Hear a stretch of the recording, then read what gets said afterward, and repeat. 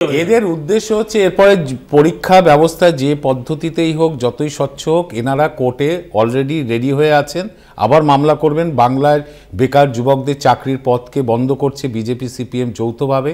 এরা চায় না যে বাংলার বেকার যুবক চাকরি, সব মামলা ও একটা জায়গায় মামলা হচ্ছে না। আপনারা ওবিসিতেও কি কারণে গেছেন কোর্টে?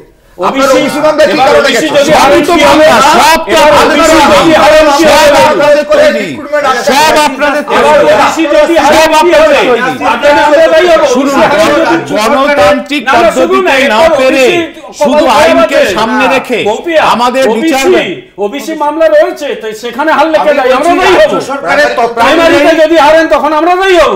আরে এরা করবে চুরি, দায় নেব আমরা।